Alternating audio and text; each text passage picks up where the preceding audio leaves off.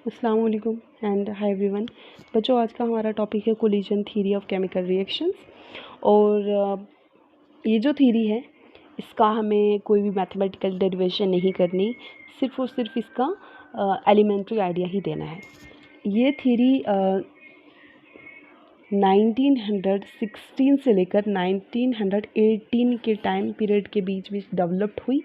और डेवलप करने वाले थे, एक तो थे मैक्स ट्रॉट्स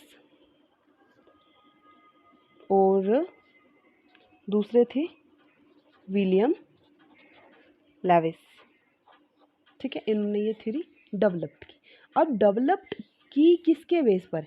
इन्होंने ये जो थ्योरी डेवलप्ड करी, ये जो काइनेटिक थ्योरी ऑफ गैसेस है, काइनेटिक थ्योरी ऑफ गैसेस, इसके बेस पर ये थ्योरी जो कोलिजन थ्योरी है ये डेवलप्ड की।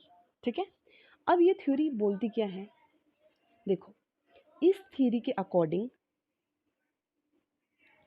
जो रिएक्टेंट मालिक्यूल्स हैं, मतलब जो मालिक्यूल्स, ऐसे मालिक्यूल जो रिएक्ट कर रहे हैं, रिएक्ट करने के बाद प्रोडक्ट्स बनाएंगे, उन रिएक्टेंट के मालिक्यूल्स को हार्ड सफ़ेयर की तरह माना। जैसे बॉल होते हैं ना, वैसे हार्ड सफ़ेयर, ठीक है, वैसा माना। और ये बात बोली कि ये रिएक्शन कब करेंगे?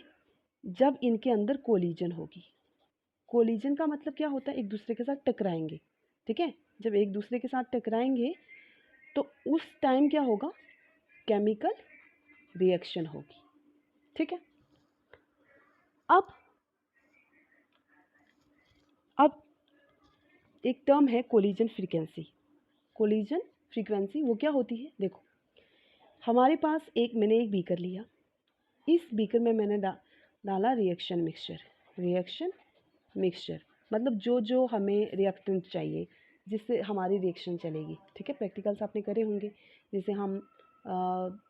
जैसे आपने जो अगर कुछ प्रैक्टिकल किया है, किसी को कुछ याद है, जैसे बीटा नेप्थोल ले लिया, उसके साथ जो भी वाटर और जो केमिकल्स वगैरह ले लिए। ठीक है, तो ये सारे मिलके क्या हो गए?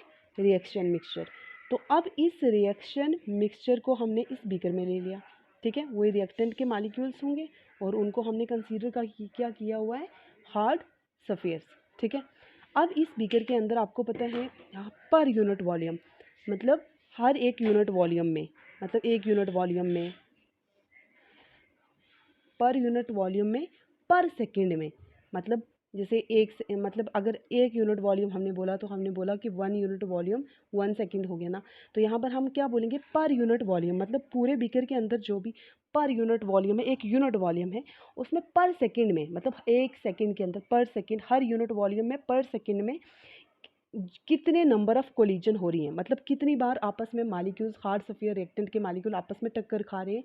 ठीक है, कोलाइड कर रहे हैं। ठीक है, उसी को क्या बोलते हैं? Collision frequency. ठीक है, अब एक चीज़ और है। अब ठीक है, मान लिया हमने कोलिजन्स होंगी, लेकिन ज़रूरी तो नहीं कि सारे के सारे रिएक्टेंट के मालिक्यूल जब आपस में कोलाइड करेंगे तो वो प्रोडक्ट्स ही देंगे। ऐसा तो पॉसिबल नहीं होता ना, क्योंकि सारी कोलिजन्स की वजह से प्रोडक्ट तो नहीं मिल सकता।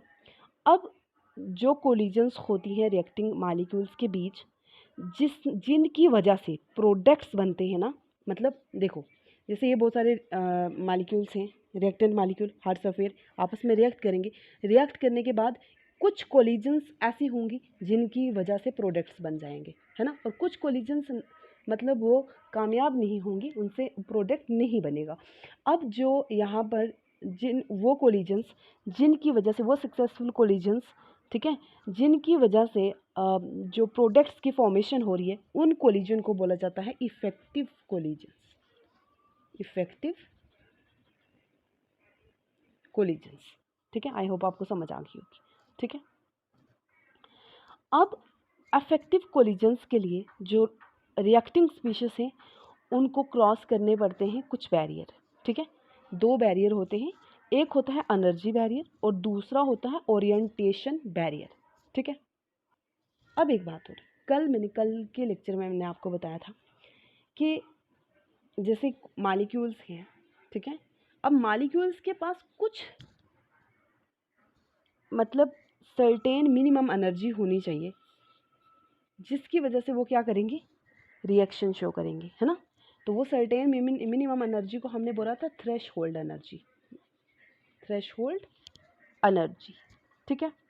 तो कोलिजन को इफेक्टिव बनाने के लिए जो रिएक्टिंग मॉलिक्यूल हैं उनके पास सर्टेन मिनिमम एनर्जी होनी चाहिए, जिसको बोला जाता है थ्रेशहोल्ड एनर्जी। यही है पहला हमारा क्या बैरियर, जिसको क्या बोला जाता है, एनर्जी बैरियर, ठीक है जी। और जो दूसरा बैरियर है वो है ओरिएंटेशन बैरियर।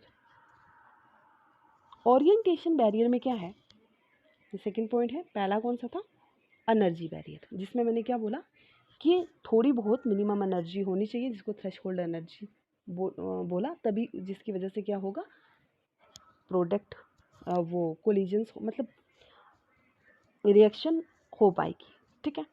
ओरिएंटेशन बैरियर में क्या है कि एक अफेक्टिव कोलिजन के लिए, मतलब एक अफेक्टिव कोलिजन हो उसके लिए जो रिएक्टिंग मॉलिक्यूल्स है ना उनका वो प्रॉपर्ली ओरिएंटेड होने चाहिए, ठीक है। अब सम अप हम करते हैं, तो जो मेन पॉइंट है कोलिजन थ्योरी की वो क्या हो गया कि किसी भी रिएक्शन को अकर होने के लिए कोलिजन्स होनी चाहिए रिएक्टिंग स्पीशीज़ के बीच। दूसरी बात, सर्टेन फ्रैक्शन ऑफ, मतलब कुछ सर्टेन फ्रैक्शन, टोटल कोलिजन में से सर्टेन फ्रैक्शन, कुछ चंद जो फ्रैक्शन है, थोड़ा सा जो फ्रैक्शन है वही अफेक्टिव होना होगा। और अफेक्टिव कोलिजन्स के लिए जो मॉलिक्यूल हैं उनके पास सफिशिएंट एनर्जी होनी चाहिए और प्रॉपर ओरिएंटेशन भी होनी चाहिए, ठीक है। तो ये था कोलिजन थ्योरी का एलिमेंट्री आइडिया। इसी के साथ आपका ये वाला यूनिट केमिकल काइनेटिक्स यहाँ ख़त्म होता है। हाँ, एक चीज़ और हम डिस्कस कर लेंगे, factor affecting rate of chemical reaction, तो वो हम कल के लेक्चर में देख लेंगे और उसके बाद हम पी ब्लॉक स्टार्ट करेंगे। तो आज के लिए इतना ही, थैंक यू।